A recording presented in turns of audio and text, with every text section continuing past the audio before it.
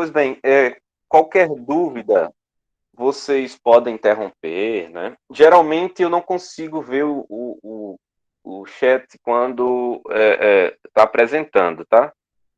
E também, se eu ficar prestando atenção nas mensagens, eu me desconcentro. Então, vocês abram o microfone, podem falar, tá? Se por acaso eu estiver na linha de raciocínio, eu vou esperar para você, pedir para você esperar um pouco, né? Senão, se eu corto no meio, eu me perco. E aí, depois eu respondo, tá bom? E como eu disse, se eu não souber, eu digo que não sei e a gente tenta responder noutra oportunidade, tá ok? Mas eu tinha um professor que dizia sempre assim: não existe pergunta besta, existe um besta sem resposta. Então, assim, por mais simples que pareça a pergunta, né? Façam. Às vezes é até a dúvida do outro. Então, vamos lá. Eu vou apresentar aqui, eu detesto slide, detesto. Eu não consigo dar aula com slide presencialmente, mas tendo em vista essa dinâmica de que olhar para a tela do computador e só ver uma figura assim é muito chato, né? Tanto tempo. Então, eu aderi também ao slide e até uma forma de vocês anotarem, porque às vezes falando a gente não consegue anotar as coisas, então, eita, não apresentei ainda. Então, é uma forma de também colocar aí para vocês anotarem o que a gente vai falando, tá bom?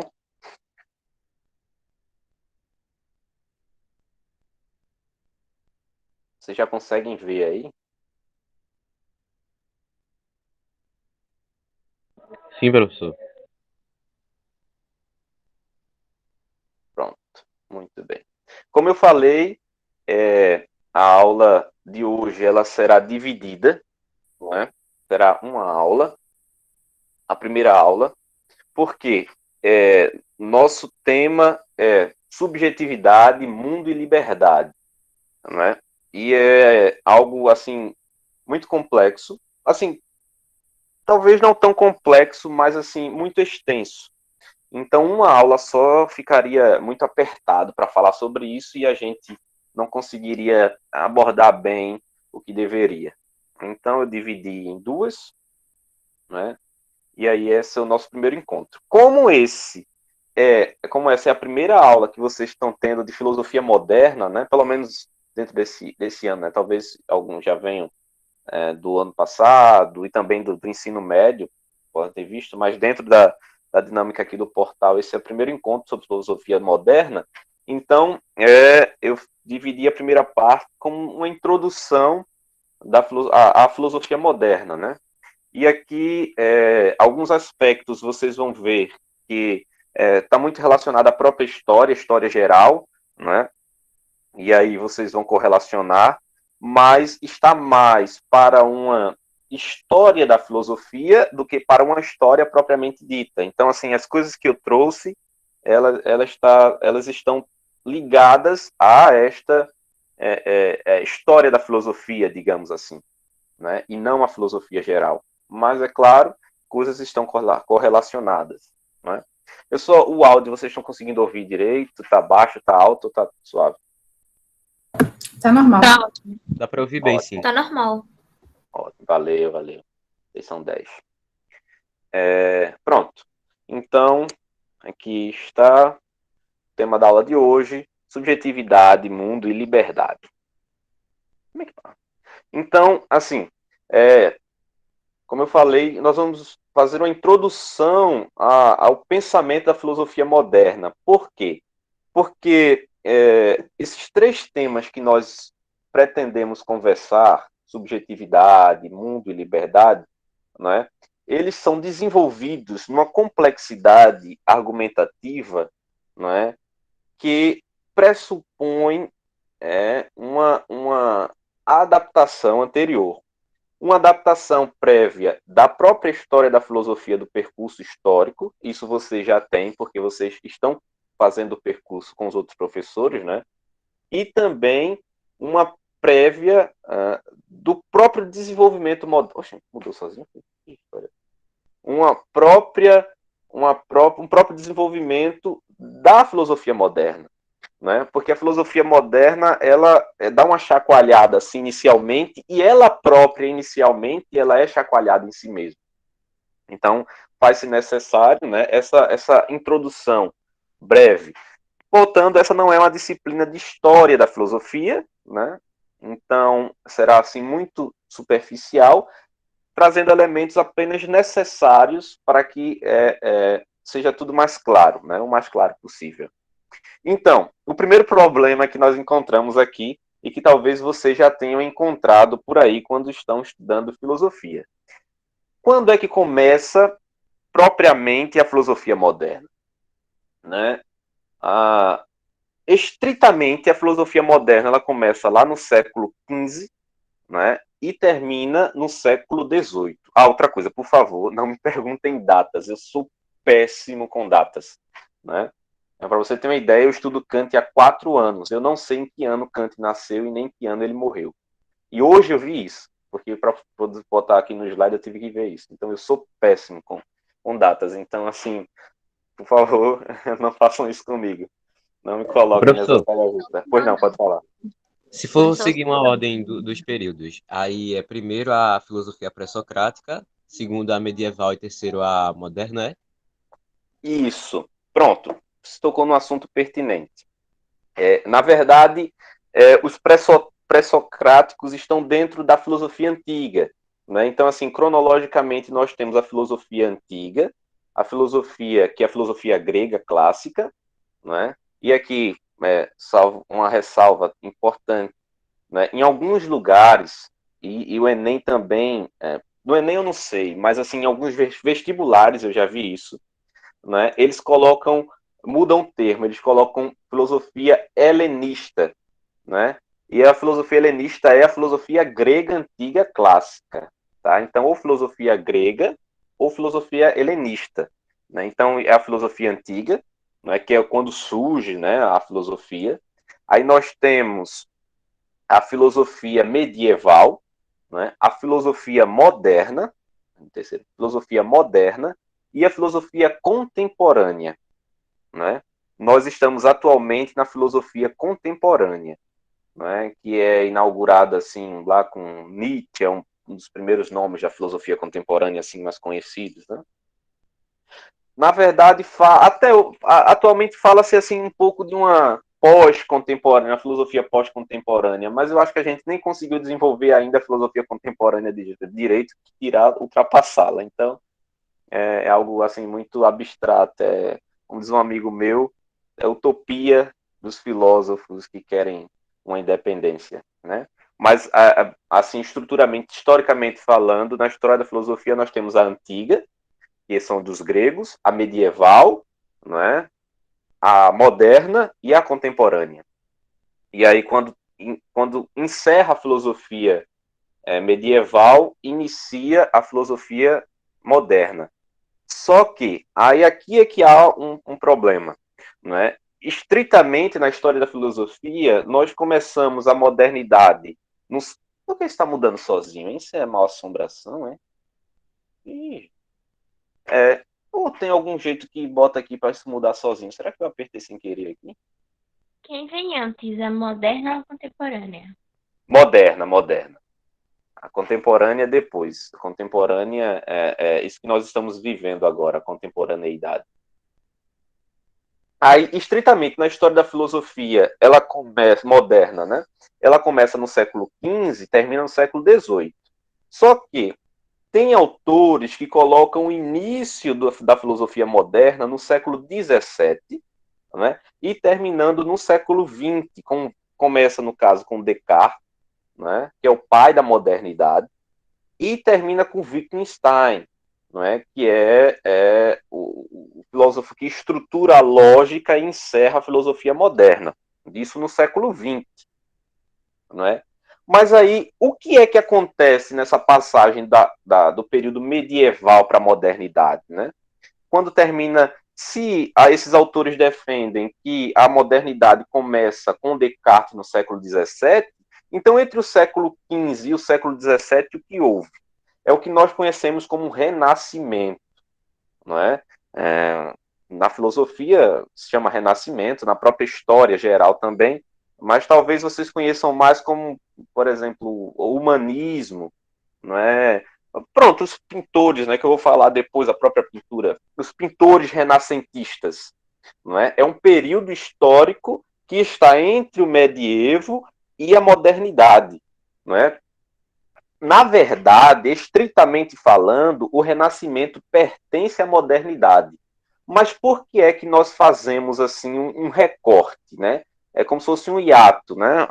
O Renascimento é uma ruptura, né? Para marcar que houve drasticamente um rompimento com o pensamento medieval, né? Então, o que foi que o Renascimento fez? O Renascimento ele retoma, né, propósitos e ideais da filosofia antiga grega clássica, não é? Então ele parte, né, ele rompe com o pensamento medieval, teocêntrico, né, e agora ele coloca o homem no centro da história, né, no centro do pensamento. E aqui eu já ressalto outra coisa que vale destaque, que são três aspectos importantes cosmológicos, né? São que a gente chama de cosmovisão, né? Que é a visão de mundo. Né? Na filosofia antiga, né, o que predominava o pensamento era o pensamento cosmocêntrico. Né? Isso significa que o universo está no centro do pensamento. Né? Tudo se desenvolve a partir do universo. Todo pensamento humano, ético, político, né, ele se desenvolve a partir do universo. Na Idade Média, nós temos o período chamado período teocêntrico, né, porque aí o centro da história é Deus, o centro do pensamento é Deus. Né, tudo é voltado para Deus. Né, o desenvolvimento do pensamento humano, a ética, a moral, a política, né, a arte, tudo é voltado para Deus. Deus é o centro. Na modernidade, com o Renascimento, né, nós passamos do teocêntrico para o antropocêntrico, que agora o homem é o centro da história. Né, o homem é o centro do pensamento humano. O homem é o centro da ética, da moral.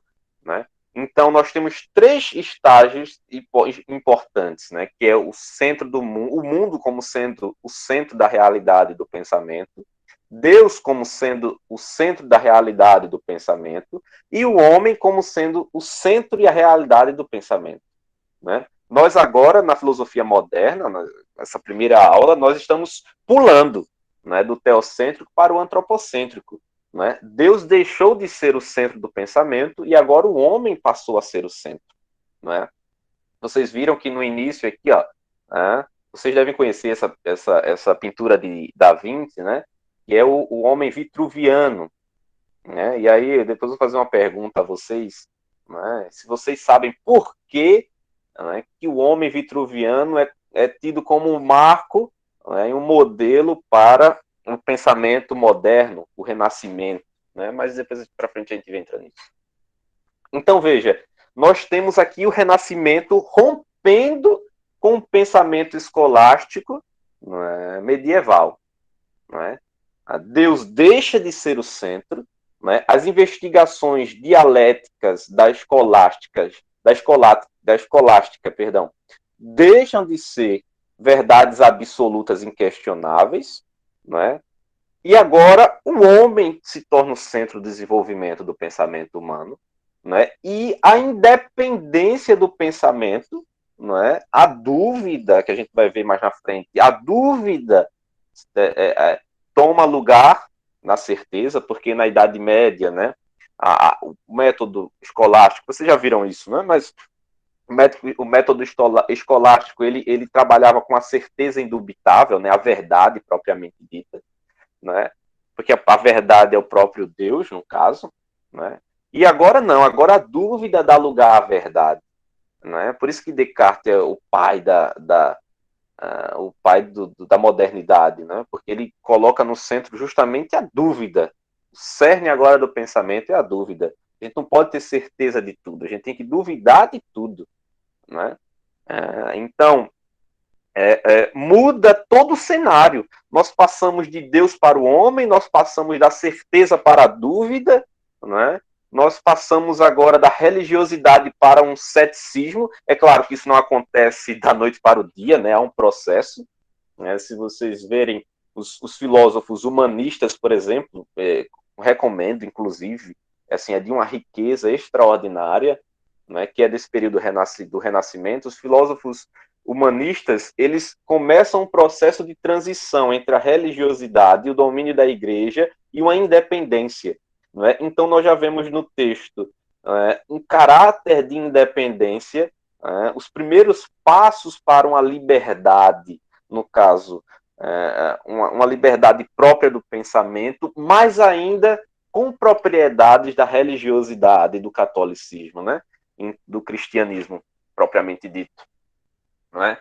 Então, é muito interessante, porque nós conseguimos acompanhar o processo de afastamento. Né? Você, além dos textos, você consegue ver, identificar propriamente esse apartar-se. Então, são textos muito interessantes, que valem a pena, se vocês tiverem disposição e também tempo, né? E vontade para tal.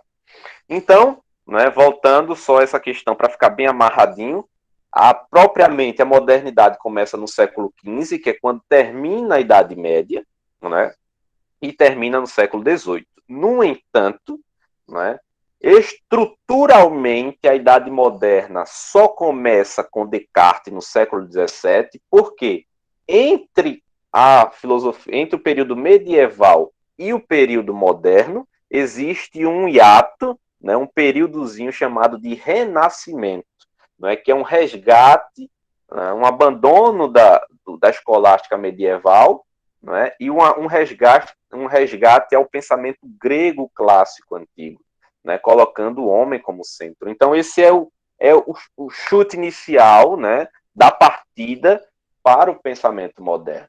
Né? Então, e aqui eu vou ressaltar uma coisa, né, que muitos textos, inclusive trazem, né, chama a Idade Média de Idade das Trevas e a Modernidade de Idade da Luz, né, o Iluminismo.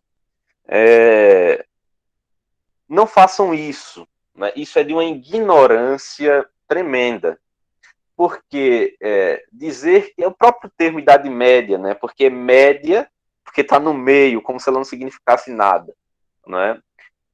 Existem, sim, pontos questionáveis na Idade Média? Sim, como em todo período existe. Mas dizer que a Idade Média é a Idade das Trevas, isso é um desfavor, né, e um crime hediondo contra o próprio desenvolvimento do pensamento humano.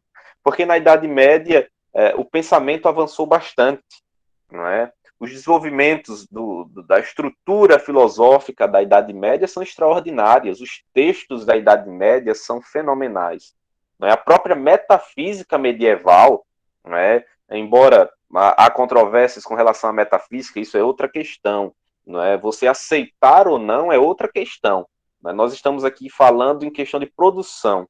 Não é? Até o material para o próprio Renascimento, né, professor? Porque se a gente pensar na atividade intelectual da Idade Média dos monges copistas, por exemplo, que resgataram, traduziram, na verdade, né, diversas obras do grego, né, e possibilitaram que as pessoas, que os pensadores do Renascimento tivessem acesso àquelas obras, tipo, até para essas próprias pessoas que criticaram a Idade Média ferrenhamente, tem muito a agradecer ao que aconteceu durante esse período, né, tão longo. Com certeza, com certeza. O próprio fato da igreja, né, e aqui eu estou falando do apartado, por favor, eu sou muito imparcial com relação a isso, né? Graças a Deus eu sou muito imparcial com relação a isso. Então, assim, o guardar, né, o fato da igreja ter guardado muitas coisas nesse período, né, fez com que nós tenhamos o fruto do conhecimento hoje. Porque muita coisa teria sido perdida se não fosse o trabalho dos monges copistas e também da igreja. É claro, por muito tempo ela cometeu o erro de segurar, né, como a detentora do saber e tudo mais, mas isso é questão histórica, não é?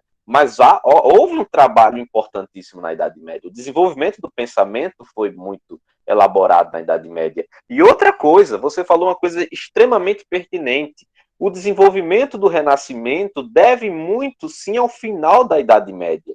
Não é?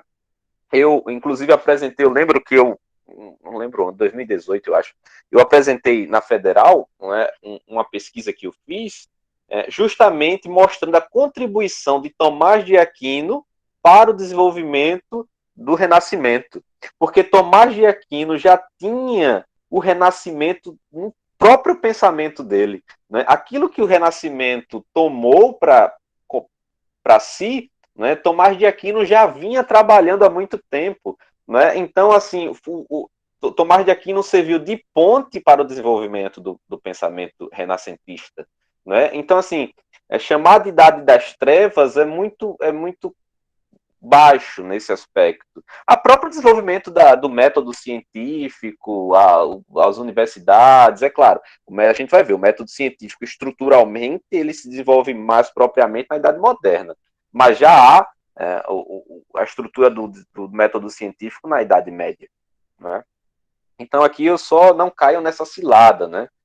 Concordem ou não, tem pontos que valem discordar, não é? Sim, mas assim, não desvalorizem o trabalho que foi feito, não é?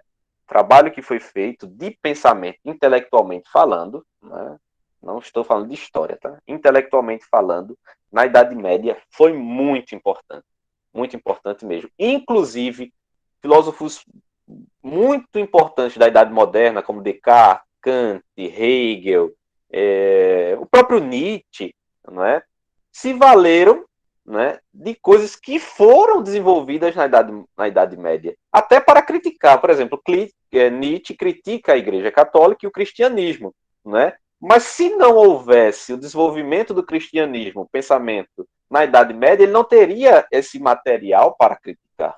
Né? Então, assim, enquanto estrutura de pensamento, a Idade Média contribuiu muito para o pensamento e para a instrução humana. Né? Professor, Então, pois não, pode falar. e por que se considera o período medieval como sombrio, hein? Por quê? Veja, isso aí é uma questão histórica, né? Brigas, né? E você não sei se vocês vão ter aula com questão da moderna, da contemporaneidade, mas eu vou trazer pontos importantes. Por exemplo, a contemporaneidade critica a modernidade, né? E coisas que a modernidade trouxe que a contemporaneidade tá cagando e andando e diz que aquilo foi merda jogada no ventilador.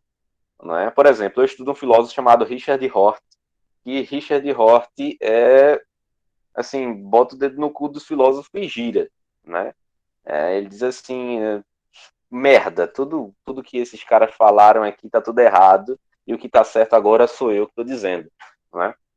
Foi basicamente o que aconteceu com a modernidade, né? A modernidade pegou, assim, foi muito drástico porque havia uma repressão, né? Repressão no sentido assim etimológico, né? Algo era reprimido. Não foi por causa da peste bubônica, não. É ideológico, é mais ideológico, porque o que aconteceu, não é? A Idade Média havia o poder detentor, aquele legislador detentor do poder, né? Que era a Igreja, né? E só se fazia conhecimento se a igreja autorizasse, não é? Então, haviam aqueles que queriam fazer conhecimento independente da igreja, a igreja ia lá, vamos ver isso aqui que está bem errado, aí não queriam, e aí houve perseguições, e aí tudo mais. Aí o que foi que o Renascimento fez? Por isso que chama Renascimento, né? O Renascimento fez assim, vamos deixar isso aí que está errado, e está ligado também ao que eu falei, a escolástica, né? Que é o que é a escolástica, né? Basicamente, a escolástica é um pensamento, não é, em torno da argumentação da verdade, né? Basicamente, bem baixamente, assim, é isso. É uma estrutura que trabalha com a verdade e que não ensina você a questionar, ensina você a raciocinar, né, tomando como verdade aquilo que é posto. Né? E aí o Renascimento faz assim, na verdade tudo isso está errado, está equivocado. Não é? Houve ali uma repressão, no sentido etimológico, né? Os saberes eram reprimidos, não é? Houve também uma proliferação de um conhecimento que era teoricamente proibido de se pensar fora dele, né? Havia uma religiosidade extrema, Deus era o centro de tudo, né? Aí associaram isso às guerras, né? As cruzadas, a perseguição e tudo mais. Aí isso foi um tempo sombrio, né? 1000 anos de sombra na questão do conhecimento humano. Porque, na verdade, o que foi que a escolástica fez? A escolástica, ela não tentou avançar no conhecimento independente. Ela quis pegar o que já sabia, não é, e trabalhar aquilo que já foi pensado. Não é o que é que Agostinho faz com Platão e o que Tomás de Aquino faz com Aristóteles, não é? O que acusam, por exemplo, Agostinho cristianizou Platão, Aristóteles cristianizou Tomás de Aquino cristianizou Aristóteles. Por quê? O que foi que eles fizeram? Pegaram o pensamento deles e desenvolveram esse pensamento. Eles não criaram um pensamento novo, né? Eles desenvolveram aquilo que já tinha. Então isso foi um tempo sombrio. É claro, aqui eu digo, com ressalvas. Não é? Dizer que durante toda a Idade Média não teve o desenvolvimento do pensamento, isso é um crime. Não é? O próprio Tomás de Aquino, para você ter ideia, que é doutor da igreja, não é? A teologia católica hoje é tomista, mas o próprio Tomás de Aquino teve teses condenadas pela igreja. Depois foi revisto. Por quê? Porque ele estava andando pelos próprios pés, né, com os próprios pés. Né? Então, assim, a gente não pode generalizar, mas a história da filosofia nesse aspecto generalizou, nem a própria história geral generalizou isso. Então disseram, aqui é uma Idade Média, houve o clássico grego, houve um período médio, né, de obscuridade no pensamento, e agora nós estamos no período da iluminação, voltando à luz. Né? Então é por isso que é chamado de Idade das Trevas, né? Porque foi uma idade, teoricamente, de perseguição, de não desenvolvimento do pensamento humano, né? E de repressão nesse aspecto com aqueles que queriam pensar autonomamente. Né? Então é chamado de Idade das Trevas por causa disso. Né? Mas, é como eu disse, né? É errado dizer que a Idade Média é uma Idade das Trevas, porque há muita contribuição da Idade Média para o pensamento, muita. Então isso é questão ideológica nesse aspecto, né? É uma rixa que há. Né? A gente precisa, quando a gente briga com um grande, né, a gente precisa jogar a merda no ventilador, a merda do grande no ventilador, que é para todo mundo sentir a catinga e saber que a merda que tá fedendo é a dele. Né? Porque se não for assim, o pequeno não vai conseguir ter voz. Né? Então, basicamente é isso. Né? Vamos atacar a igreja. Como é que a gente vai atacar a igreja? Né? Vamos dizer que ele fez merda, né? Vamos dizer que ela fez as merdas, acusar as merdas dela, dizer que aquilo ali foi tudo errado e agora é que a gente vai fazer o certo. Então, basicamente, foi isso que aconteceu. Tá bom, Ramon? Eu não sou muito bom de história, entendi, obrigado. Mas é basicamente isso, tá bom? Mas não foi por causa da peste bubônica, não. A peste negra, no caso, né? Não foi por causa disso, não. É mais questões ideológicas mesmo, né? De pensamento. Você falou escolástica. Isso seria Não entendi, cortou. um período histórico escolástica? Não, a escolástica é o pensamento da Idade Média, né? Que escolástica é o pensamento das escolas, né? Porque o que acontecia? Na Idade Média era assim, existiam escolas que estudavam, né? Por exemplo, a escola tomista, a escola agostiniana, né? Aí nós temos... Mas no caso de Santo Agostinho, tipo, o pensamento geralmente chama de patrística, né? Porque aí é que está. A Idade Média ela é dividida em dois períodos, a patrística e a escolástica. não é? A patrística, se chama patrística porque são dos padres da igreja, não é? Que é o primeiro, né, os primeiros anos da Idade Média, não é? Que aí tem um desenvolvimento platônico. Agostinho é considerado assim o pai da patrística porque foi o que mais desenvolveu o pensamento nesse período, né? Então a patrística tem mais uma abordagem platônica, né? E depois nós temos a escolástica, que é quando desenvolve o pensamento avança, e aí nós passamos para a escolástica, que na escolástica nós já temos a transição de Platão para Aristóteles, né? O pai da escolástica seria Santo Anselmo, né? Com um argumento ontológico da existência de Deus, né? Deus é o ser do qual não se pode pensar nada maior, né? Ele já começa a dar o primeiro passo, né? Em separar fé e razão, né, e a trabalhar essas estruturas, né? Então, escolástica é um período medieval que está relacionado às escolas, né, o pensamento, né? Mas a característica da escolástica é justamente isso, ensinar a verdade e desenvolver essa verdade, não é?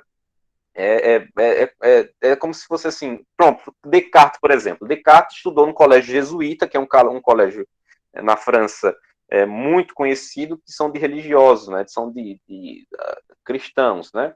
E aí Descartes disse em um dos seus textos que agradece muito aos jesuítas, porque tudo que ele sabe ele deve aos jesuítas, mas ele é muito entristecido porque o método escolástico ensinado pelos jesuítas não permitiu que ele questionasse as verdades, né? Nesse sentido, porque o método escolástico ele ensina, mas não questionando, ele ensina dizendo a você que é isso.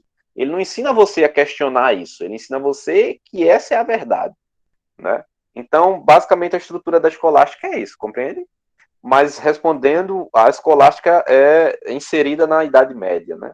A patrística nos primeiros anos da Idade Média e a escolástica já no desenvolvimento posterior da Idade Média. Então nós temos os dois expoentes da Idade Média, Agostinho com a patrística e Tomás de Aquino com a escolástica, né? E você percebe a diferença, né, dos dois. É claro, assim não é uma aula, senão a gente não consegue avançar, mas assim, a argumentação de Deus de um e a argumentação de Deus do outro tem divergências, porque o pensamento já começa a se separar, né? Mas vamos avançar, tá bom? Pronto. Então, aí a gente entra na questão da modernidade, os marcos da modernidade, não é? O marco principal da modernidade é o desenvolvimento do método científico. Tanto que Descartes, considerado o pai da modernidade, ele tem um texto chamado O Discurso do Método, não é? Nesse discurso do método, ele trabalha justamente o método científico, né? O desenvolvimento do método científico, né? Então, esse é o marco da filosofia moderna. É por isso, claro, que é chamado de iluminismo, né? Porque agora nós estamos abrindo as portas para a luz, né? A luz do conhecimento, né? E aí, claro, da ciência, né? Então, a ciência começa a entrar na modernidade. Então, o método científico é um marco para a modernidade, não é? E o foco principal da modernidade é a racionalidade, né, que é o uso da razão, não é? E as condições de possibilidade do conhecimento, não é? E em cima das condições de possibilidade do conhecimento, não é? O que se desdobra a partir da razão, né? Então, veja, nós temos aqui a razão como sendo o centro do pensamento, né? Agora nós não vamos mais usar a fé, né? A Idade Média, eu volto a dizer, tá? Eu estou falando aqui como um professor da disciplina de filosofia moderna, tá? E eu estou explicando a modernidade. Então, a modernidade fez assim, nós não vamos mais usar a fé, né, como primícia do pensamento, nós vamos usar agora a razão, né? O homem não é o centro, né? O que é que direciona o homem? É a razão. A gente vai ver isso depois, né? A razão o que torna um homem é a razão, né? A capacidade racional, né? Kant fala muito bem disso, né? E eu concordo com Kant que não é só a razão, é o uso da razão, porque tem gente que tem, mas não usa, Então não serve para nada. Né? O que diferencia o homem das feras, das bestas, é o uso da razão. Né? Então, nós temos aqui a racionalidade e as condições de conhecimento, condições de possibilidade do conhecimento. Como eu posso conhecer? Né? Já que eu tenho a racionalidade, como é que eu posso conhecer? Né? E dentro dessa perspectiva da racionalidade, das possibilidades do conhecimento, os desdobramentos da razão. Não é? O que seriam esses desdobramentos da razão? Eu entrarei mais para frente, mas eu já adianto. A questão da ética, a moralidade, como eu devo agir a partir da racionalidade, como eu devo pensar a beleza, a estética a partir da racionalidade. Então, esses são os desdobramentos da razão. Né? Kant tem uma riqueza extraordinária com relação a isso. Né? Esse termo, por exemplo, possibilidade de condição do conhecimento é próprio de Kant. Né? E depois, não é? Então, a forma que a modernidade traz é justamente essa forma de adequação, de pensar racionalmente, né? As formas do saber humano, estimular o questionamento, né? A dúvida metódica cartesiana. A gente vai chegar nisso. Né? Então, duvidar, pensar, expandir o conhecimento nesse aspecto, questionando, buscando. Né? Então, colocar o homem no centro do pensamento fez com que as possibilidades de identificar métodos científicos fossem muito maiores. Não é? Colocando o homem no centro, possibilitou que o pensamento humano e o próprio homem descobrisse elementos importantes, né, no método científico. Né? Então, é uma contribuição extraordinária nesse aspecto. Né? Claro, tem seus pontos positivos e não. A gente vai chegar nesse ponto. Qualquer coisa, vocês perguntam, então. E aqui, algumas características importantes da modernidade. Né, que é, primeiro, o antropocentrismo e o humanismo, não é, que é o homem colocado no centro.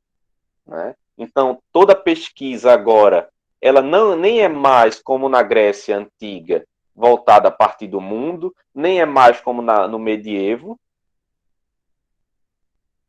Eu disponibilizo lá.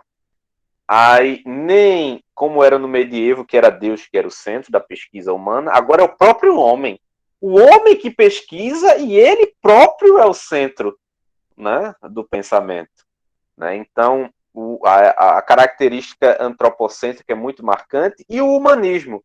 Não é? O humanismo no sentido de que o homem, ele é, como centro, ele é o próprio senhor da história. Não é? Ele é senhor das suas escolhas, não é? Ele é responsável, ele faz as suas escolhas e é responsável por elas. Não sei se vocês lembram, né? Eu também não sei, porque é difícil o professor falar de tudo na aula, sempre falta alguma coisa. Mas, por exemplo, como é que acontecia na antiguidade? Né? Na antiguidade, o homem ele deveria seguir o que o universo queria para ele.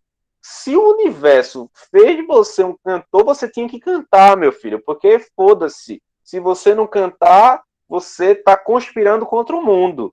Né? Então, você tem que cantar. Se você é para ser um cozinheiro, você vai ter que ser cozinheiro, porque o cosmo depende da sua harmonia. O cosmo ele é harmônico e cada um é um membro, né, desse todo harmônico. Então, se você deixa de fazer o que é para você fazer, você está cagando para o universo e vai foder o universo, cara.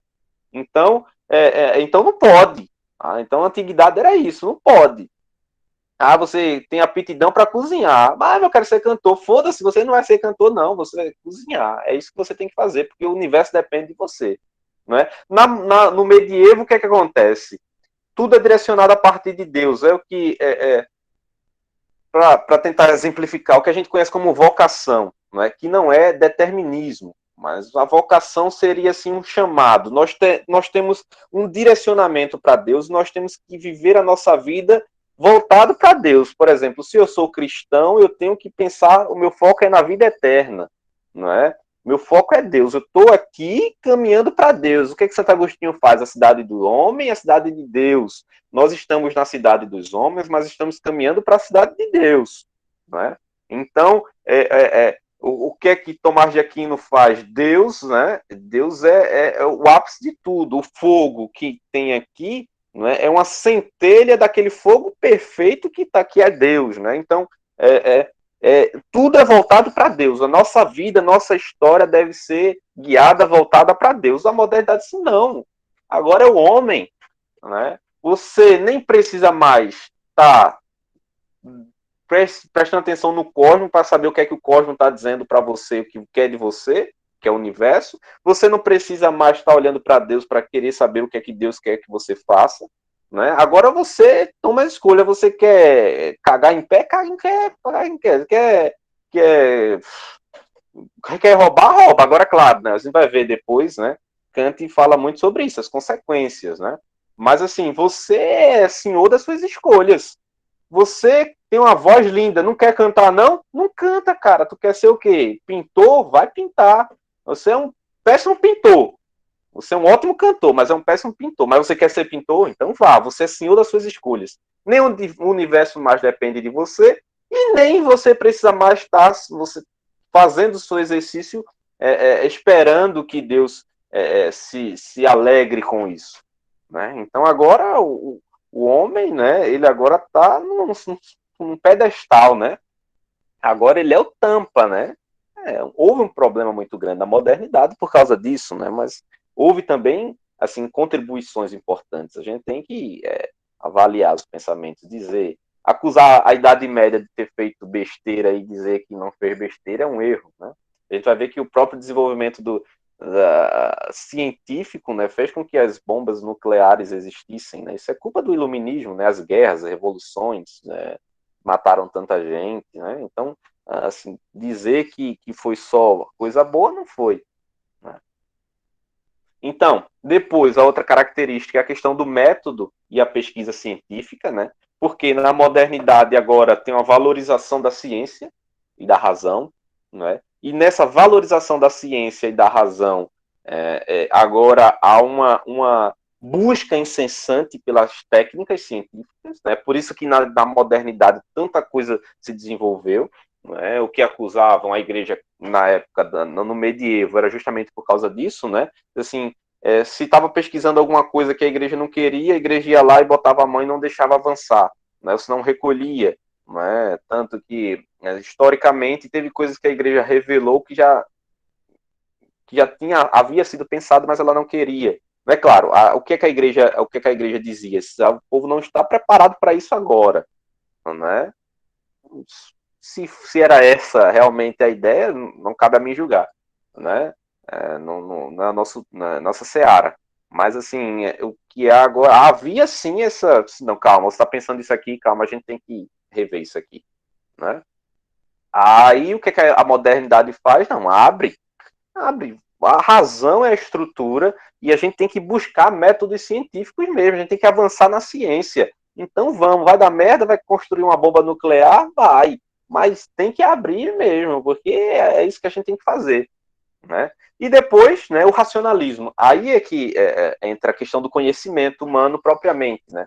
Nós temos o racionalismo e o empirismo. O racionalismo diz que a única fonte de conhecimento segura é a razão, né? Então os sentidos eles são enganadores, né? Então é a razão que legitima o verdadeiro e genuíno conhecimento.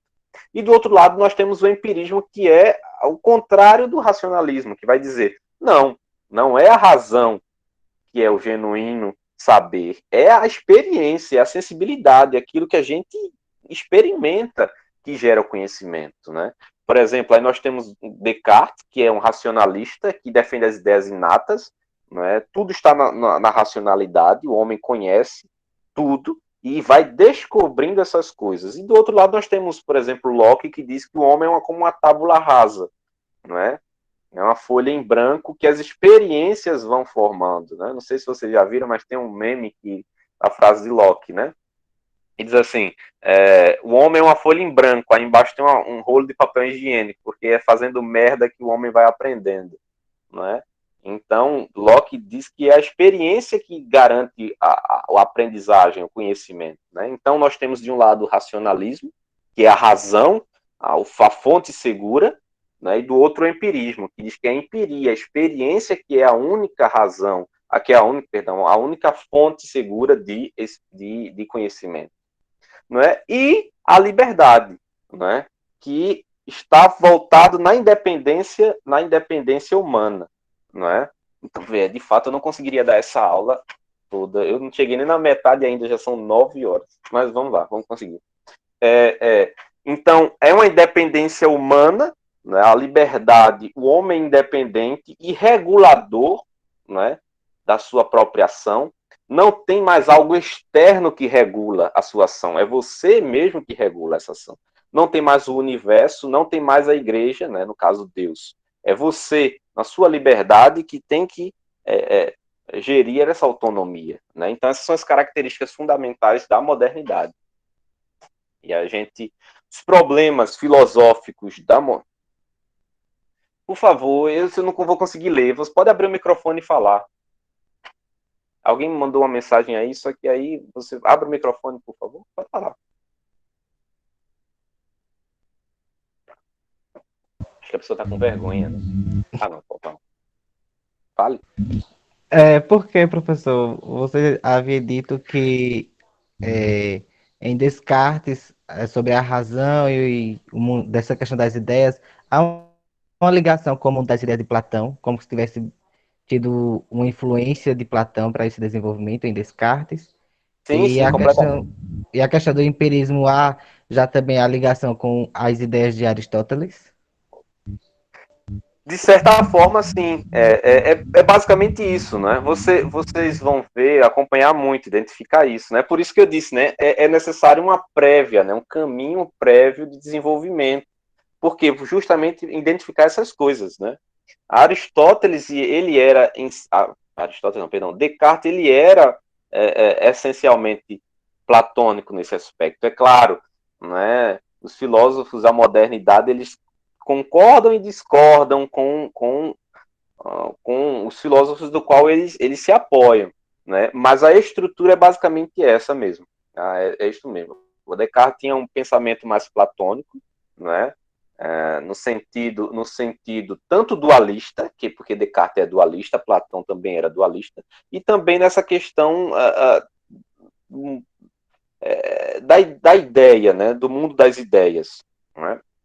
E o empirismo tem, de certa forma, uma característica aristotélica no aspecto biológico da experiência, na relação com o mundo, né? Então tem sim, você está correto nesse aspecto, né? Descartes, o racionalismo ele tem um pé platônico e o empirismo ele tem um pé aristotélico. Agora, é claro, você vai encontrar filósofos empiristas que são teoricamente platônicos e filósofos platônicos que são filósofos racionalistas que têm um pé mais aristotélico, né? Mas a estrutura básica é essa aí mesmo que você falou, tá bom? E aí, os problemas básicos dos filósofos, né, na modernidade, o problema mente e corpo, né? Como há uma junção, são duas coisas, mente e corpo são duas coisas, é uma coisa só, não é? Se são duas coisas, elas são independentes, são ligadas, né? Então há esse problema da questão mente e corpo, há sempre um diálogo para tentar explicar o que é a mente e o que é o corpo, né? A questão metafísica, que vocês devem ter visto, né? E a gente vai avançar mais a questão metafísica, né? A questão do ser, né? A questão da epistemologia, hoje nós vamos falar sobre metafísica e epistemologia. A questão da epistemologia, que é a questão do conhecimento. A estética, que é a questão do belo, a discussão sobre o belo, a beleza, o agradável. Né? A questão moral, né? Que é a eticidade das coisas, a moralidade das coisas. E a questão política, né? Sociologicamente falando e politicamente falando. Então, esses são os problemas filosóficos pertinentes na modernidade. É claro que cada um desses tem um desdobramento, né? Por exemplo, a lógica, né? Mas assim, a estrutura é essa, e a partir disso que tem ramificações. Então, esses são os problemas. Aí aqui, por exemplo, os 3 problemas básicos da filosofia, quais são? O conhecimento humano, que é a epistemologia, a estética, que é a questão sobre o belo, e a questão moral, Então, esses são os 3 alicerces do pensamento filosófico. Né? Geralmente, os filósofos eles sempre se detêm em um desses problemas e focam o seu trabalho neles. Né? Mas existe um filósofo em particular que conseguiu falar bem e desenvolver bem o pensamento nos 3 aspectos. Esse filósofo chama-se Immanuel Kant. Né?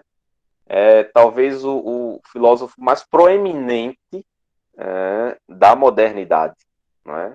Nesse aspecto, porque ele consegue fazer um desenvolvimento da epistemologia do conhecimento humano na crítica da razão pura. Ele consegue fazer estabelecer um parâmetro estético na crítica da faculdade de julgamento, que fala sobre o belo, o agradável, o bom, e ele consegue falar sobre a moralidade e a eticidade, não é, satisfatoriamente na crítica da faculdade do julgar, na crítica da razão prática. Né? Então são as 3 grandes obras de Kant, né, e que abrangem os 3 grandes alicerces da filosofia. Né? Nenhum outro filósofo conseguiu, de forma mais satisfatória, fazer o que Kant fez. Né? Por isso que Kant é assim, um marco da filosofia moderna nesse aspecto. É claro, aberto assim, a muitas críticas, porque nem tudo que ele fez assim, mas assim, foi de um desenvolvimento extraordinário, tanto que é estudado até hoje e produz conhecimento até hoje. Pois bem, dentro dessa perspectiva aqui, nós vamos falar de 2, que é a metafísica e a epistemologia, que é o qual nosso tema está inserido, né? Que é a metafísica e a questão do ser e a questão do conhecimento. O que é a metafísica? Vocês devem ter visto, né, na Idade Média, a metafísica, etimologicamente falando, meta, o primeiro a falar sobre metafísica, estruturar metafísica, foi Aristóteles, não é? Não, porque ele botou o termo metafísica porque ele não era que ele queria desenvolver um pensamento metafísico, mas porque ele viu que tinha coisas que estavam para além da física. Existia physis, as coisas concretas na experiência do mundo, né? E tinham coisas que estavam para além dessa física. Então ele botou o termo metafísica. Né? Então, depois é que isso foi ganhando forma e virou a metafísica como um método de estudo, um método investigativo e tudo mais. Mas o que é a metafísica, necessariamente? É tudo aquilo que está para além da física, né? Além da física. Então, o que é que a metafísica na antiguidade buscava? A questão do universo, as coisas que estão, as investigações para além das coisas materiais físicas, né?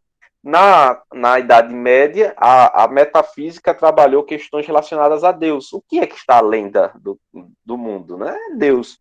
Né? Então, o mundo, a questão de Deus, está sempre associado à metafísica, que são coisas não concretas. Né? Então, o medievo trabalhou a metafísica na busca de falar sobre Deus.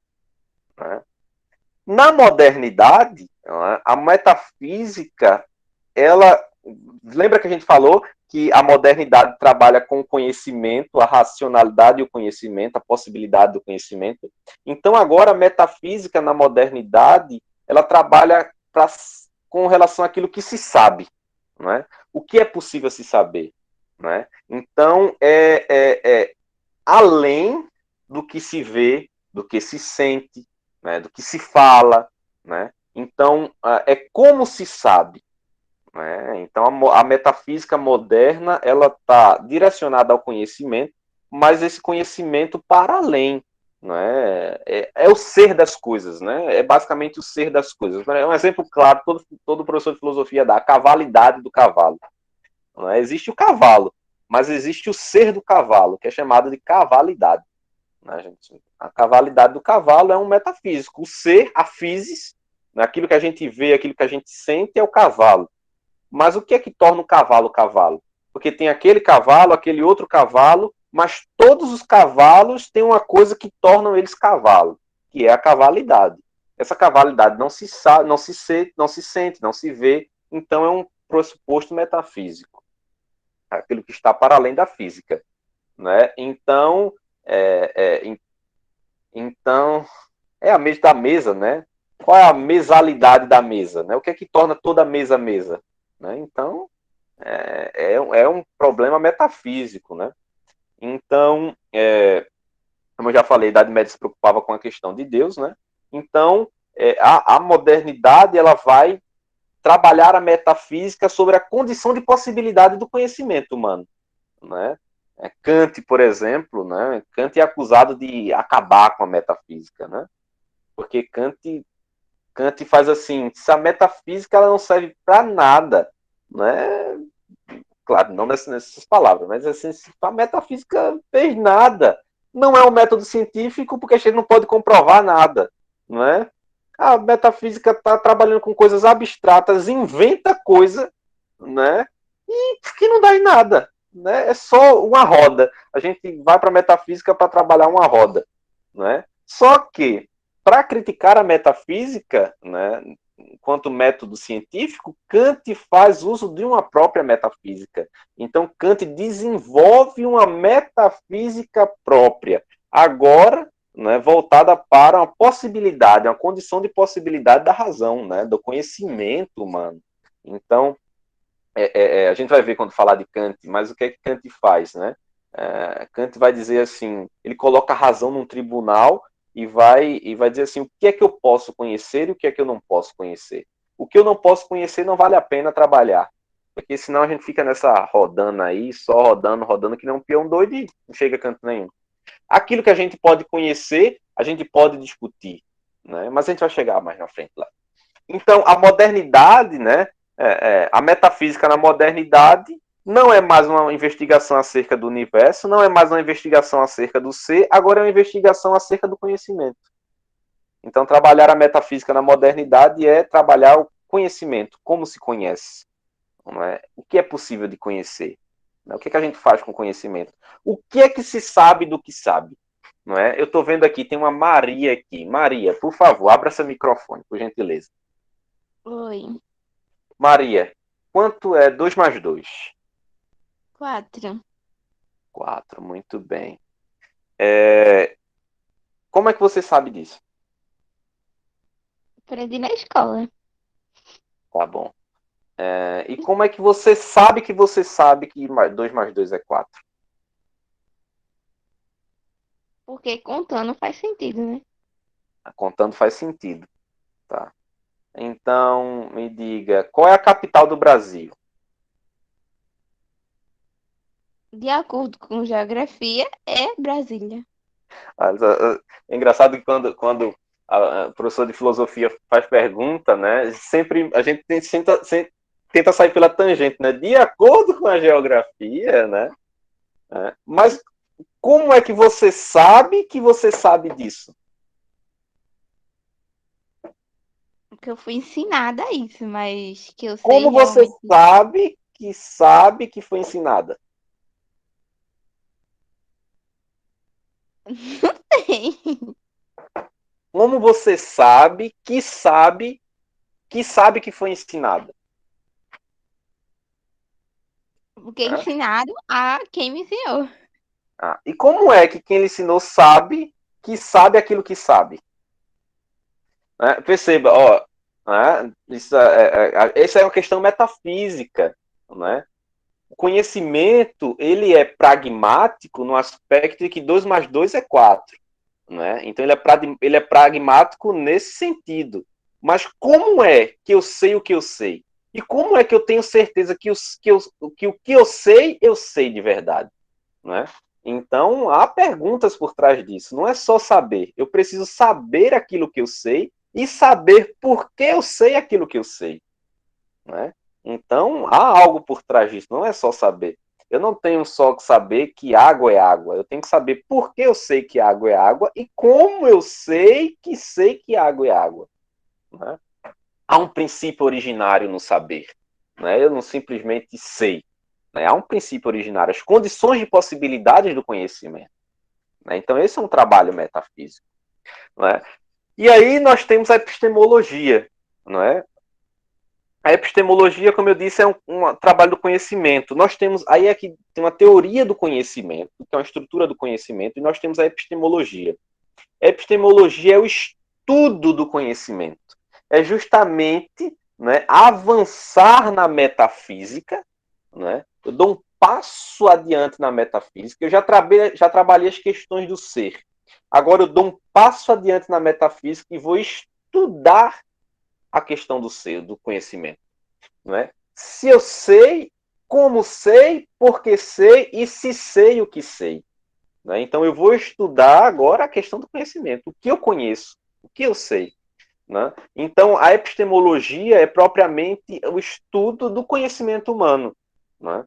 Então, quando eu falo de uma epistemologia, né, a filosofia, quando trabalha da epistemologia, eu vou buscar saber aquilo que eu sei. Eu vou buscar saber por que 2 mais 2 são 4. Eu vou buscar saber por que a capital do Brasil é Brasília. Eu vou buscar saber por que eu sei que vermelho é vermelho. Eu vou buscar saber por que, enfim. Então, a epistemologia é uma investigação acerca do conhecimento humano que busca justamente isso. Busca saber o que se sabe. Né? Então, a epistemologia ela é uma investigação que tem diversas formas, diversas vertentes, né, que estão atreladas a essa questão do conhecimento. Né?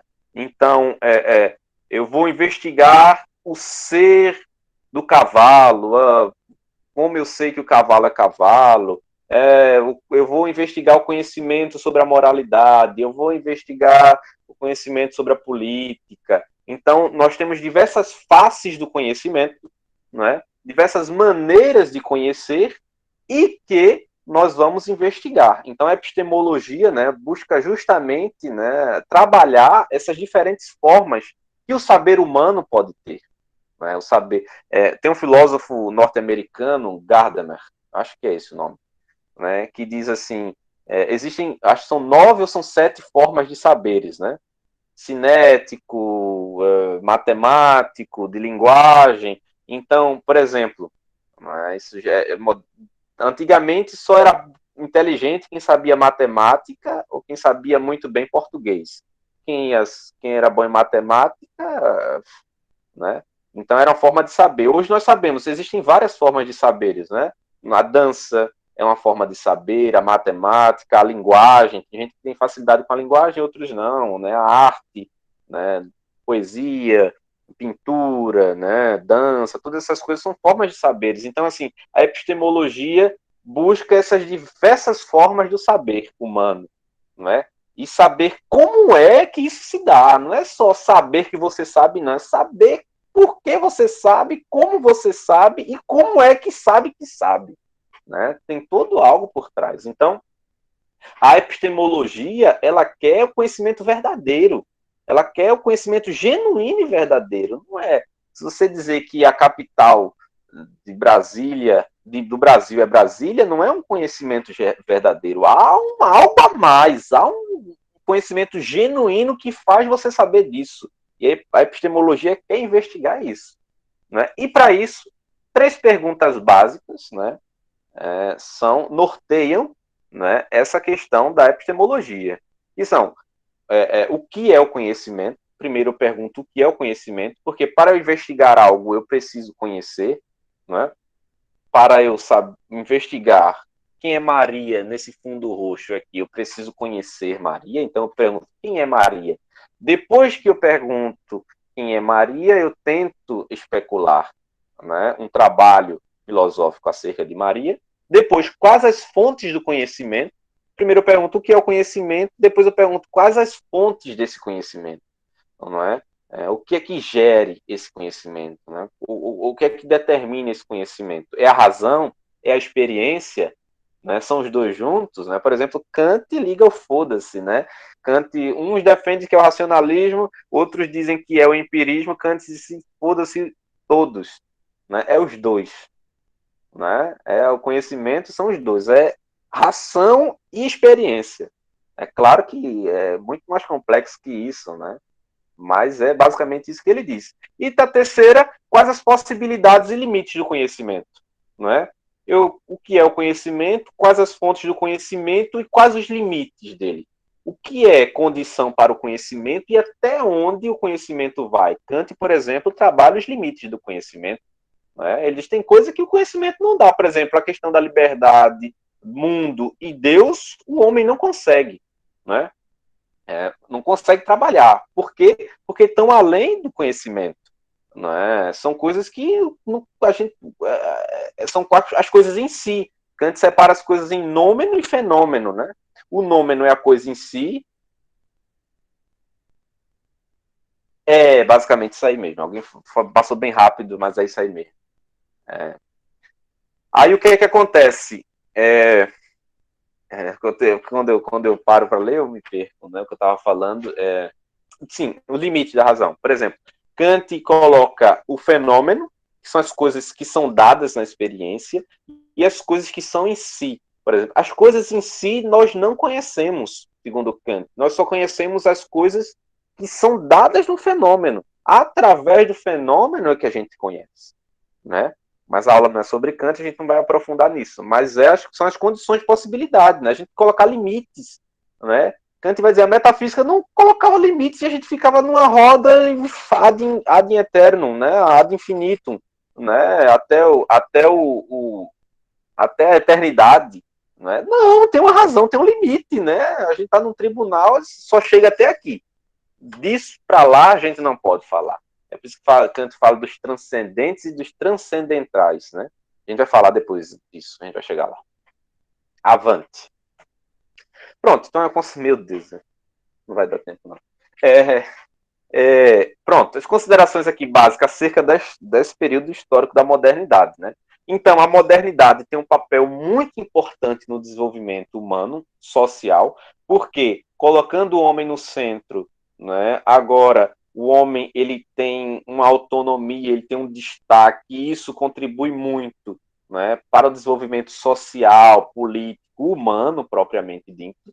Né? Então, a ciência, né, o desenvolvimento da ciência enquanto método também é muito evidenciado na modernidade, né, porque agora, tendo o homem como centro, né, e o método científico apoiado na racionalidade, o homem agora pode avançar, pode correr com as suas próprias pernas e ir atrás do conhecimento, do método científico, né? Também, não lembro o que eu botei aqui, não. Os pontos negativos, né? Foi através dessa independência do homem, né? O homem centralizado, né? O homem que faz ciência, o homem que busca, o homem que não tem um regulador, né? Como, por exemplo, era a igreja regulava para evitar certas coisas, o homem não tem mais na modernidade. Então, o homem foi capaz de fazer guerras, bombas nucleares, né? Aprisionar pessoas, torturá-las, matá-las por questões políticas. Né? Agora, é claro, a guerra em todo o período histórico existe. Né? Então, por isso a modernidade também acusa o medievo, mas também fez atrocidades também, em nome de uma busca pela ciência e da independência do homem.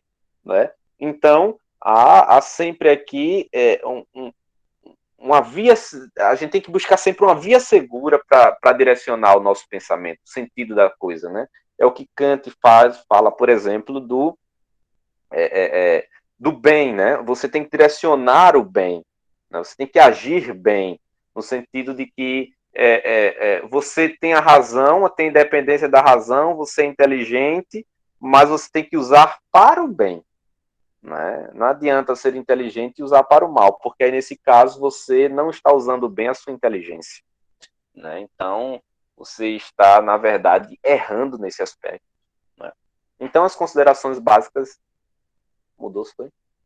Então, as considerações básicas da modernidade.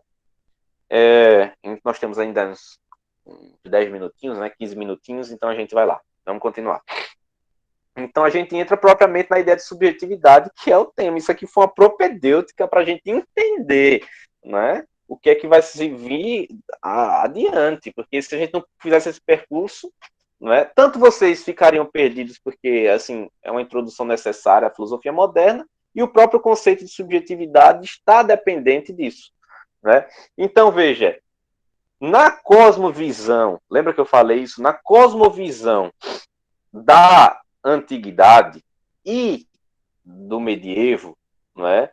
O homem, ele fazia parte de um todo. Era uma parte de um todo complexo, não é? Por exemplo, a polis grega, não é? Então, o homem, o animal político, né? De Aristóteles, né? O homem é um ser político por natureza, então ele deve contribuir para o desenvolvimento da polis, para o próprio desenvolvimento do universo. O universo ele só caminha bem se você estiver fazendo o que é para fazer, senão, né? Então você é parte de um todo organizado. No medievo a mesma coisa. Perdão, a comunidade cristã, não é? Você faz parte da comunidade cristã, dos filhos de Deus, né? Então você tem que trabalhar em prol dessa comunidade, né? Você tem que caminhar rumo a essa comunidade, né? A cidade de Deus, né? Então nós temos aí a polis grega e a estrutura cristã, né? O mundo cristão, não é? Colocando o homem como parte de um todo. A modernidade vai acabar com isso. Ora, se o homem agora é o centro, ele não faz mais parte de um todo, né? Agora ele é uma parte independente, né? É engraçado, Kant, por exemplo, fala justamente sobre isso, né? O homem, ele deixa, né, racionalmente o homem, né, percebe que não faz parte de uma engrenagem, não é simplesmente uma engrenagem de uma peça, de uma máquina, né? O homem, ele tem a liberdade. O homem sente em si mesmo, racionalmente, o desejo pela liberdade, né? Então, a modernidade, ela tira essa cosmovisão, né, de que o homem é uma parte associada ao todo, né? Ela não necessita da comunidade, não é um todo orgânico, né? O mundo está se lascando para você, né? O mundo vai seguir a vida dele, você fazendo o que fazer ou não. Se você ficar em casa mofando, o mundo vai conseguir o caminho dele. Se você for pular da ponte, vai seguir o mundo dele. Se você vai ser um poeta, se você vai ser um professor, se você vai ser um arquiteto, um médico, o mundo vai seguir o destino, né? Então o mundo não depende mais da gente, né? Nós não somos mais um todo orgânico, né? Então aqui a gente já começa o pensamento da subjetividade, a independência, né? Então, antes o sujeito, ele se via como um ser passivo. Ele era passivo porque ele dependia do que o universo queria para ele dependia do que Deus queria para ele, do que a comunidade cristã queria para ele, né, do que a polis queria para ele, né? Então ele era só passivo, ele fazia o que era para ser feito. Agora não. Agora o homem, ele se vê como um ser ativo, né? Ele está dentro da realidade própria, né? O seu conhecimento está inserido nessa realidade, né? Então, nós temos já uma guinada, né, da passividade para a atividade, né? Então, aqui já tem uma emergência, né, da subjetividade, né? Agora o homem é fonte e sentido das coisas, né? Não é mais o universo, não é mais Deus. Agora o homem é a fonte. Eu sou a fonte da realidade. Eu dou sentido às coisas. Então, aqui nós temos já a ideia de subjetividade, né? Esse conceito do eu, né, propriamente, né? O eu que sou protagonista da vida, o eu que sou protagonista da história, o eu que sou senhor de mim mesmo, né? Então, a ideia de subjetividade, ela já nasce, né, nessa modernidade a partir desses princípios, né, de se colocar o homem no centro, né, de se mudar o centro da vida e da realidade, né? Então, nós já surgimos aí com a subjetividade. E como eu disse, colocar o homem no centro, não é um estopim para essa subjetividade. Então, o antropocentrismo, né, ele coloca a subjetividade coloca o ser humano nos trilhos e empurra, né? Agora é ladeira abaixo, meu filho, vai, segue teu caminho, né? Agora eu fiz o meu, te coloquei no trilho, se tu vai ou não, agora é contigo, né? Então, o mundo, né, a base da compreensão da realidade não é mais Deus, não é mais o mundo, né? Agora é o homem, né? Então, o sujeito é a própria coluna, né, a própria base da compreensão das coisas, né? Então, eu só tô te dando aí, meu filho, eu tô botando a faca e o queijo na tua mão, te vira, negão. Né? Então, a subjetividade, ela tem essa marca de ser a independência do ser humano, né? O homem não está mais condicionado a nada, né? O homem, você não está mais condicionado a Deus, você não está mais condicionado ao universo, você é independente, né? Por quê? Porque você tem razão, né? E tem razão no sentido de racionalidade, né? A sua independência está associada à sua racionalidade, né? Kant, por exemplo, vai dizer que o homem ele alcança a maioridade, a autonomia intelectual, né? Justamente quando exerce o poder do conhecimento, o poder da razão, né? O homem, a razão ela é autônoma por si mesmo, mas o homem às vezes está preso porque não se permite associar-se a essa razão, né? Então, agora, né, com o antropocentrismo, o homem é senhor da sua própria história, né? Ele é que rege as suas ações. Então, perceba que já tem no antropocentrismo, né, a própria característica da subjetividade, né? E aqui entra, por exemplo, essa questão da subjetividade, né, na produção artística, não é?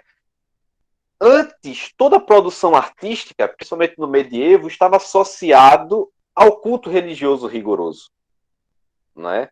No Renascimento, eu particularmente, eu amo as pinturas renascentistas, né? Amo, sou apaixonado pelas pinturas renascentistas. Mas aqui não é o lugar para conversar sobre elas. Eu vou trazer uma só para demonstrar, né? Então, o Renascimento, ele já parte, não é? Desse aspecto da independência, não é? Eu não estou mais dependendo da religiosidade, até as próprias obras religiosas. Lembra que eu falei que no humanismo nós conseguimos identificar o rompimento? Nas obras do Renascimento também. As próprias obras religiosas do Renascimento já têm um quê de independência. São os olhares mais sensuais, não é? São as cores, umas cores diferentes da que eram usadas, não é? O foco que muda, não é? Então, já tem uma mudança paradigmática na própria produção artística do Renascimento, né? Então, o enquadramento do Renascimento, né, colocando o homem no centro, o olhar do homem, né, a questão do nudismo no Renascimento, né, o Renascimento traz questões, pinturas mais ousadas, né, mais mundanas, né, o que nós poderíamos falar de mundaneidade, né, que seria a questão humana, né? Então, o olhar, né, humano na própria arte, na própria produção artística da modernidade, né, já demonstra essa subjetividade, essa independência do eu, né? Não tem mais um padrão no próprio produzir artístico. Agora cada um produz a sua arte a seu modo, não é? É claro, aqui estamos nos primeiros passos, né? A gente vai ver isso mais no final da modernidade, na contemporaneidade. Tem coisa que nem arte mas enfim. Mas veja, cada um tem a independência, não tem mais aquele padrão. Sim, eu amo as pinturas renascentistas. Não há mais um padrão de pintura, né? Agora há uma subjetividade. E aí eu trouxe alguns exemplos, né?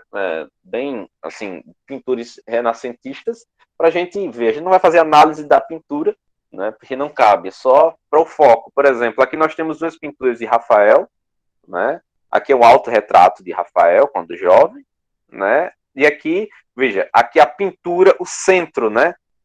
O centro já não é mais como se vocês pegarem pinturas do medievo, eram pinturas mais elaboradas, não é? que geralmente o centro era uma mensagem teológica, ou era Deus, ou era uma igreja, ou era Nossa Senhora, era algo desse tipo, mas assim, eram várias figuras. Agora nós temos enquadramento, nós temos, é como se fosse uma 3x4, né, um retrato, né? Nós temos o sujeito no centro, o homem no centro, né? O homem no sentido humano, né? Nós temos a pessoa no centro, né? Perceba os olhares. Eu gosto muito de Rafael. Para mim é um dos pintores mais extraordinários do Renascimento. Olha os olhares das pinturas de Rafael. O homem está voltando o seu olhar, né? O olhar do ser humano agora é que está voltado para as coisas, né? Então, a gente já consegue identificar um pouco dessa subjetividade, essa independência nas próprias pinturas. Aqui nós temos o nascimento de Vênus, de Botticelli, não é? Quem é o centro agora? Veja, o centro da pintura é Vênus, né? Uma mulher despida, né? Não é? Uma mulher que não é da cultura cristã, não é? É pagã, né? Então aqui já temos um movimento drástico de rompimento, tanto com a religiosidade, como a própria característica de independência e subjetividade, né? Nós temos também a Vênus de Urbino, de Tiziano, né?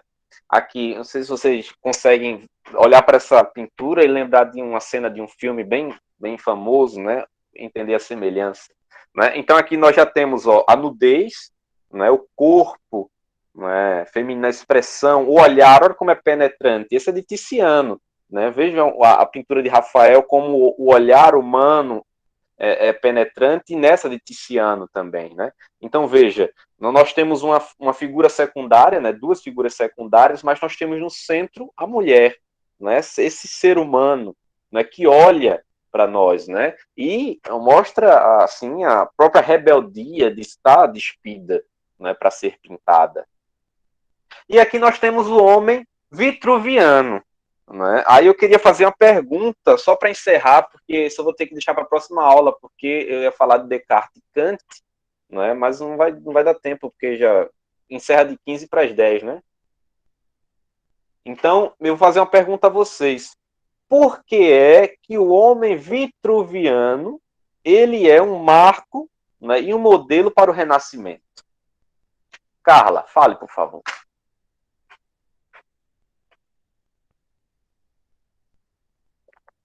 Alguém quer falar, por favor, para não me deixar falando sozinho? Talvez seja porque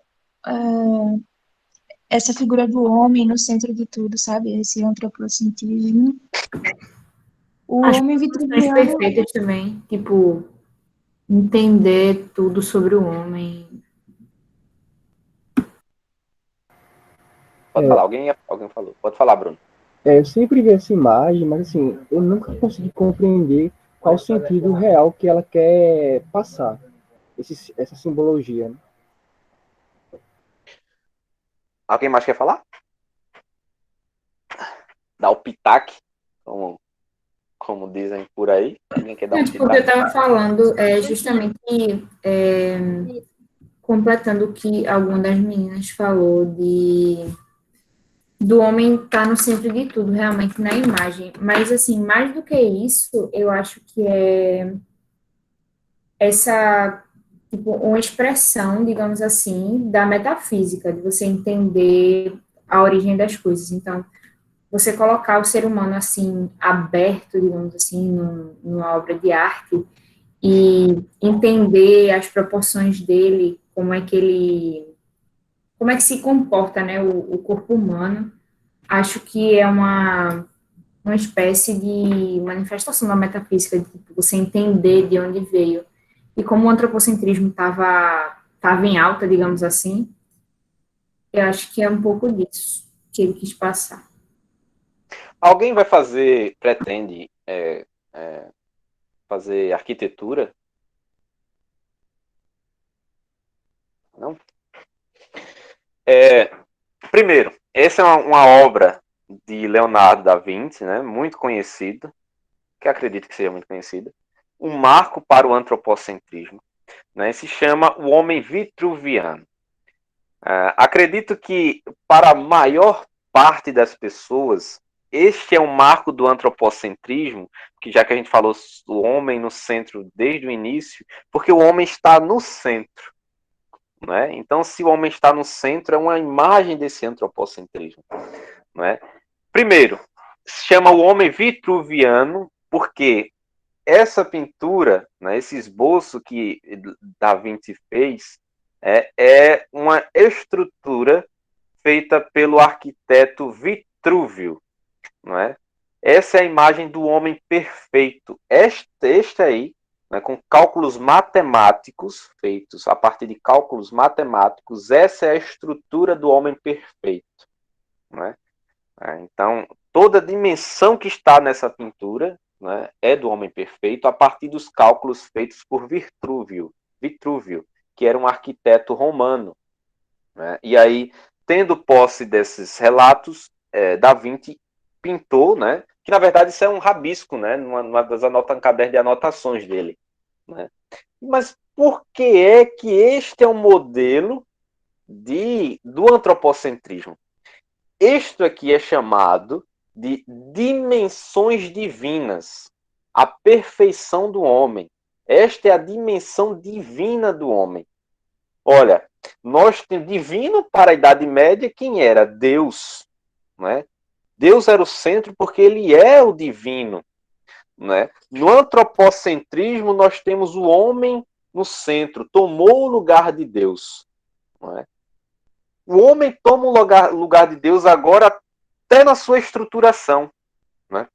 Dizer que essa é uma estrutura divina, uma estruturação divina do homem, é colocar o homem no mesmo patamar de Deus. Né? Como é a proposta do antropocentrismo.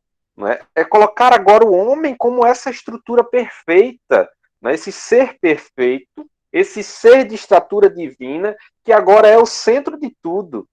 Né? Então, o homem vitruviano, ele é o modelo dessa perfeição, né, humana que direciona o homem, né, que dá ao homem também essa característica de independência, porque ele agora é Deus de si mesmo. Né? Ele, sendo Deus, ele não está mais preso ao Deus teocêntrico, ao Deus do cristianismo, ao Deus da religião. Ele agora é o próprio Deus. Né? Então, o homem vitruviano representa o antropocentrismo e a modernidade por causa disso. Além da sua estruturação divina, né? Aqui é o modelo do homem perfeito, calculadamente falando. Né? Ele é agora o centro, no sentido de que ele é o ser de si mesmo. Ele é o Deus de si mesmo, ele é o Senhor de si mesmo. Né? Ele é o maestro das suas ações. Né? Ele não depende mais de algo que o direcione. Ele é que se direciona. Né? Eu ia fazer uma piada com relação a isso, mas eu não vou, porque de fato essa não cabe, já que vai ficar gravado. Mas vejam, né? A perfeição, né, do homem. Essa é a perfeição matemática. Né? Então, nós somos perfeitos humanamente. Né? E se nós somos perfeitos, né, nós somos senhores de nós mesmos. Né? E essa perfeição, mais característica do que a própria dimensão do corpo, ela está associada ao intelecto humano. Por que as esculturas gregas elas eram esculpidas sempre com a genitália menor? Não é? Porque queria representar justamente que o mais importante, né, o físico era sempre bem estruturado, né, o homem que estava em condições físicas, porque o corpo também dava condições à mente, né, corpo são, mente sã, né, mas a genitália ela é secundária, né, porque o que torna o homem homem não é a sua condição genital, é a sua capacidade intelectiva, racional e o equilíbrio de estar bem com o corpo e a mente. Né? Então, nós somos essa estruturação perfeita, desde que nos coloquemos nessa independência e nessa subjetividade. Eu acho que Bruno ia falar. Pode falar, Bruno. Não sei se você já ouviu falar uma expressão chamada número de ouro, porque se você analisar bem a imagem, você vê que o braço, né, tem umas medições na verdade, no antebraço.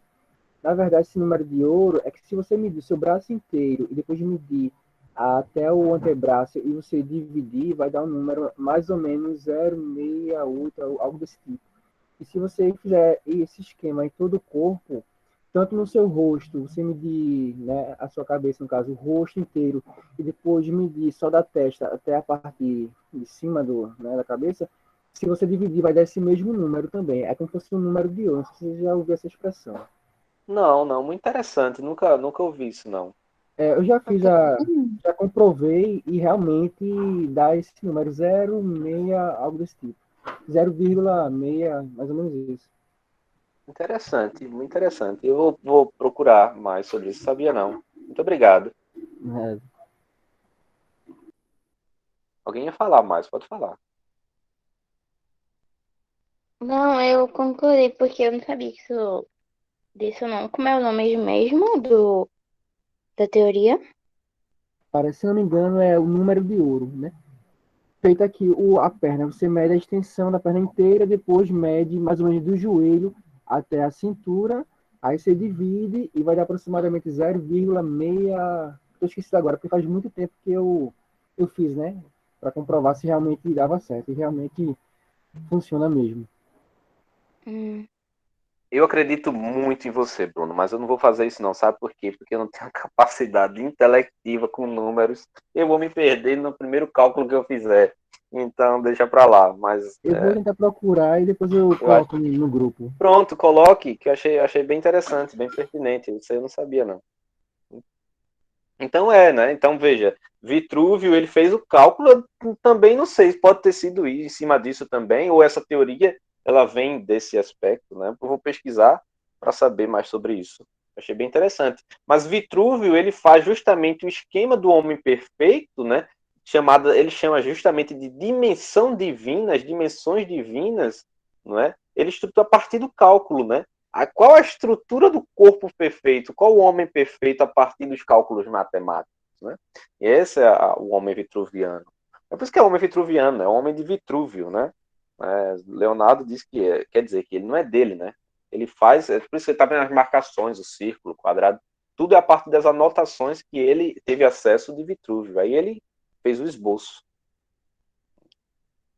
Gente, veja, eu teria de falar sobre Kant e Descartes, com relação à subjetividade. Não vai dar tempo, porque já são 10, eu já passei do tempo, né? Olha aí, ó, tem um matemático falando, eu admiro vocês. Pois bem, a gente vai encerrar a aula de hoje por aqui, na próxima aula a gente retoma, tá legal? E aí, eu deixei esse momentinho aí para vocês, quem quiser fazer alguma pergunta, alguma colocação, né? Podem ficar à vontade.